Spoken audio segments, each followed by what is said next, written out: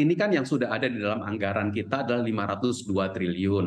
Ya. Nah nanti kalau misalkan kita lihat, kita tahun ini bisa menambahkan sampai berapa lagi, ini yang harus kita komunikasikan. Ya.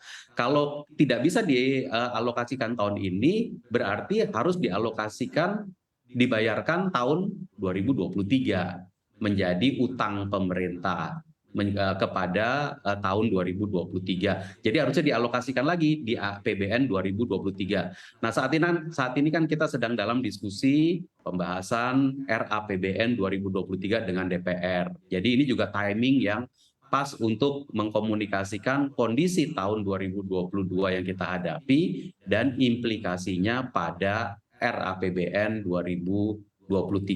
Ini mekanisme kita di pemerintah dengan DPR seperti itu.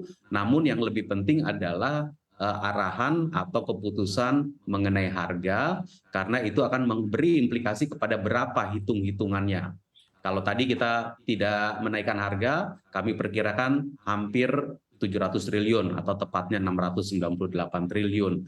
Kalau dengan kenaikan harga kemarin dan berlaku selama September sampai dengan Desember, estimasi kita subsidi menjadi sekitar 650 triliun. Ini yang situasi yang ada sekarang. Baik, Pak Swasil, tapi sebetulnya apakah anggaran baru nantinya akan dipakai atau malah akan dipergunakan anggaran tahun depan untuk yang sesuai dengan APBN? Karena kan Bu Menko menyampaikan bahwa anggaran untuk di tahun depan itu subsidinya sebesar 300 triliun begitu Pak. Jadi artinya jika nanti ditambahkan dengan yang tahun ini, nanti tentunya anggaran tahun depan akan berkurang dong Pak. Itu implikasinya, maka itu kita berusaha yang kita carry over jangan terlalu besar, gitu ya. Yang kita geser ke tahun depan tuh jangan terlalu besar. Tapi kita selesaikan dulu deh permasalahan kita tahun ini, yaitu bagaimana kita mengurangi besaran subsidi yang harus kita bayarkan dan alokasikan dari APBN.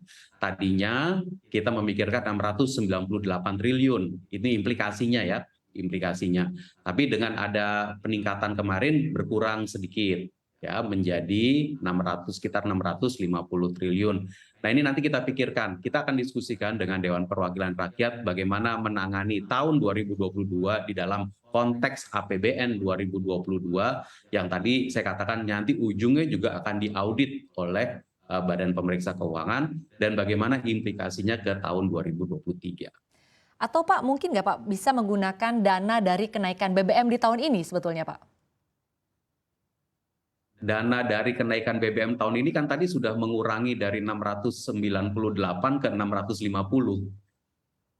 Baik, baik. Pak lalu selanjutnya ini untuk pemerintah ini kan sebetulnya sudah menghemat ratusan triliun ya Pak dari kenaikan harga BBM. Tapi kalau dilihat Pak, bansosnya ini yang dikasih hanya sekitar 20-an triliun. Sebetulnya sisanya kemana ini Pak?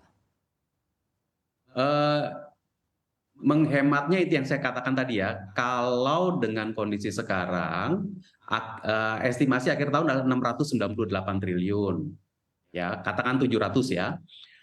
Dengan kenaikan kemarin, maka estimasi kita menjadi 650 triliun. Ya, 650 triliun. Nah, ini yang 650 triliun ini tetap kita bayarkan kepada badan usaha karena sudah mengcover dari harga BBM yang stabil selama katakanlah Januari sampai dengan akhir Agustus kemarin. Itu kan sebenarnya harganya harusnya udah naik, tetapi kan tidak naik, di cover oleh subsidi pemerintah. Nah, dengan ada kenaikan harga, maka kita membayangkan kalau tadinya kita perkirakan 502 triliun, nanti akhir tahun kita akan APBN akan membayar 650 triliun. Nah, sekarang berikutnya pertanyaan kepada bantalan. Bantalan yang kita berikan ya adalah sekitar 24 triliun terdiri atas program-program yang sudah diumumkan. Ada pembagian BLT, bantuan langsung tunai menggunakan program kartu sembako dan PKH yang sudah berjalan, ada program bantuan subsidi upah yang juga pernah kita jalankan selama masa pandemi, kita menjalankan program itu dan tahun ini diberikan lagi sebagai bantalan bagi para pekerja yang gajinya di bawah 3,5 juta rupiah per bulan, dan juga Pemda, pemerintah daerah akan ikut memberikan kontribusi dengan cara mendesain program yang sangat spesifik untuk daerahnya masing-masing yang bisa ditargetkan kepada kelompok usaha mikro, usaha kecil, untuk sektor transportasi, ojek, nelayan, dan seterusnya yang nanti bisa sangat spesifik di daerah masing-masing. Anggarannya boleh menggunakan dana alokasi umum atau dana transfer umum yang ke daerah. Nah, jadi kita mengalihkan ini, ya.